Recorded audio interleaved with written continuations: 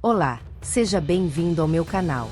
Esta edição destaca a intensa discussão em torno do projeto de lei da anistia, a situação de Nadine Heredia, ex-primeira-dama do Peru, que recebeu asilo político no Brasil. A concessão de asilo a Nadine Heredia pelo Brasil levanta questões cruciais sobre a separação entre justiça e política, a eficácia das instituições no combate à corrupção e os limites da diplomacia em casos judiciais. A primeira-dama do Peru, Nadine Heredia, chegou agora há pouco ao Brasil. Ontem ela recebeu asilo do governo brasileiro, horas antes de ser condenada por corrupção pela justiça peruana. Nadine Heredia chegou a Brasília em um voo da FAB, pouco depois do meio-dia. Ela veio acompanhada do filho, de 14 anos. Ontem, a justiça peruana condenou Nadine Heredia e o marido, o ex-presidente do Peru, Ollanta Humala, a 15 anos de prisão por lavagem de dinheiro em um caso envolvendo a construtora brasileira Odebrecht, atual Novonor, e o governo do então presidente da Venezuela, Hugo Chávez. O ponto de partida das denúncias foi a investigação da Operação Lava Jato no Brasil sobre desvio de recursos públicos envolvendo a empresa, que também tinha contratos para obras de infraestrutura com governos de outros países. 15 anos de pena privativa de liberdade. Humala acompanhou o julgamento no plenário. Nadine participou por videoconferência. Ela negou qualquer irregularidade. No julgamento, Nadine se defendeu das acusações. Nunca recebi dinheiro del gobierno de Chávez en Venezuela, ni del presidente Lula en Brasil, o de alguna empresa brasileña. O ex-presidente do Peru foi preso logo após o julgamento.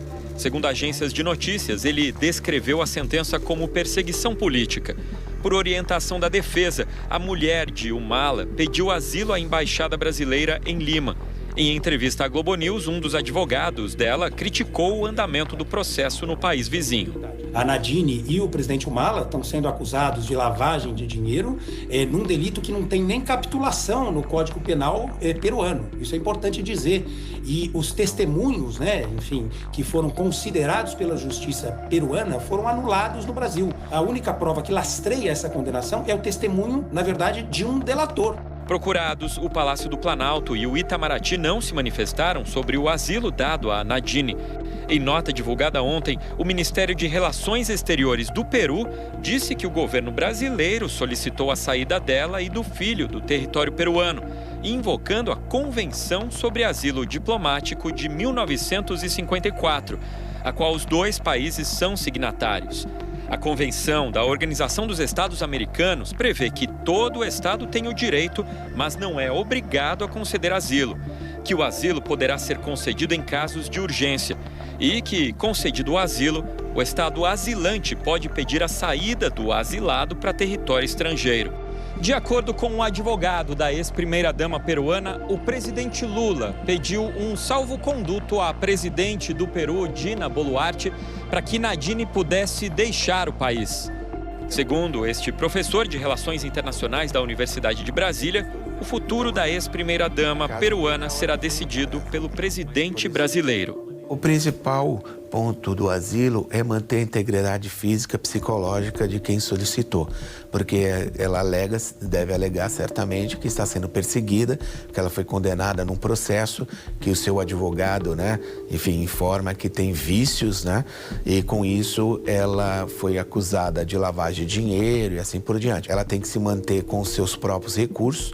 Há muitas vezes, como saiu provavelmente só com a roupa do corpo ou com alguns poucos pertences, então na chegada às vezes é providenciada, claro, um local para ela ficar, tudo mais, mas o governo brasileiro não vai custear a estada dela no Brasil. Enquanto Heredia inicia uma nova fase de sua vida em território brasileiro, o Peru continua a enfrentar os desafios de consolidar uma democracia transparente e responsável. Em 15 de abril de 2025, o judiciário peruano condenou Nadine Heredia e seu marido, o ex-presidente Ollanta Humala, a 15 anos de prisão por lavagem de dinheiro. O casal foi considerado culpado por receber quase 3 milhões de dólares em contribuições ilícitas da construtora brasileira Odebrecht e do governo venezuelano para financiar as campanhas presidenciais de Humala em 2006 e 2011. Enquanto Humala foi preso imediatamente após a sentença, Heredia buscou refúgio na Embaixada do Brasil em Lima, acompanhada de seu filho menor. A decisão brasileira gerou críticas e questionamentos sobre possíveis motivações políticas. O governo Lula usou a Força Aérea Brasileira para proteger aliada condenada por corrupção internacional. Num gesto que escancara o uso político da diplomacia brasileira, o presidente Lula autorizou o envio de um avião da Força Aérea Brasileira para resgatar e proteger uma aliada condenada por corrupção pesada. A beneficiada foi Nadine Heredia, ex-primeira-dama do Peru, sentenciada a 15 anos de prisão por lavagem de dinheiro horas antes de embarcar rumo a Brasília, amparada por um asilo diplomático concedido às pressas pelo governo brasileiro. Heredia é esposa do ex-presidente Ollanta Humala, e ambos foram considerados culpados de receber milhões de dólares de propina da empreiteira brasileira Odebrecht e também do regime de Hugo Chávez na Venezuela. A justiça peruana comprovou que os valores foram usados em campanhas eleitorais e jamais passaram por qualquer controle legal, configurando aí um clássico esquema de ocultação de recursos ilícitos. Diante da condenação, Nadine fugiu para a Embaixada do Brasil em Lima.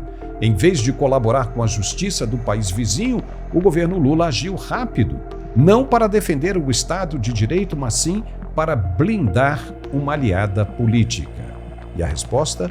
O avião oficial da FAB, custeado com dinheiro público e recepção calorosa em Brasília, sob a justificativa de proteção diplomática. Esse episódio não é diplomacia, é proteção política e expõe com clareza a agenda ideológica que guia a política externa do atual governo. Se o condenado for de esquerda, recebe abrigo.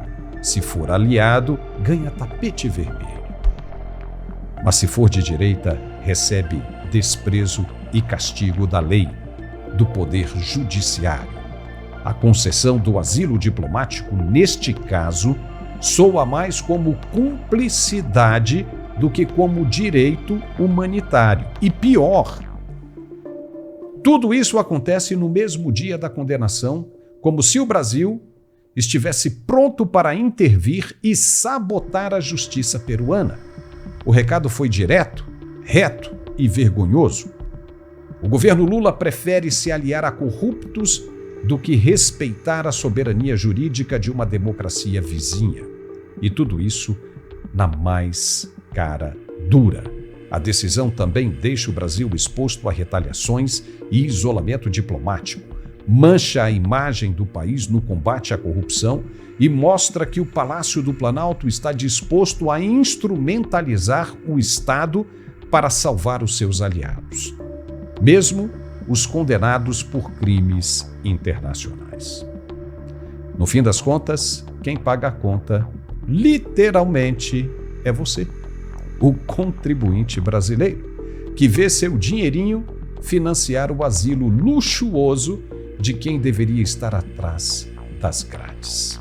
Esta não é a primeira vez que Heredia se envolve em polêmicas internacionais.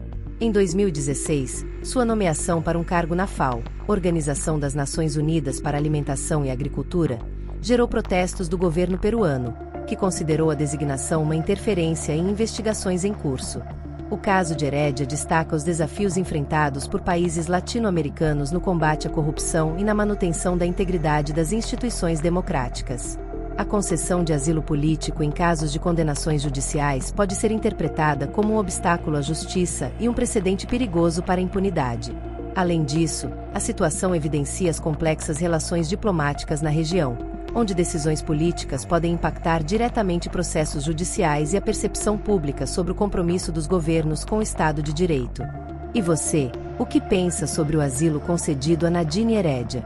Foi um gesto humanitário ou uma manobra política que enfraquece o combate à corrupção na América Latina? Deixe sua opinião nos comentários. O debate precisa acontecer, e a sua voz faz diferença.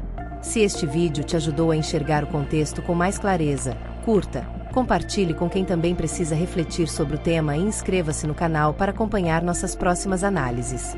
Nos vemos no próximo vídeo. Até lá, e siga questionando o poder.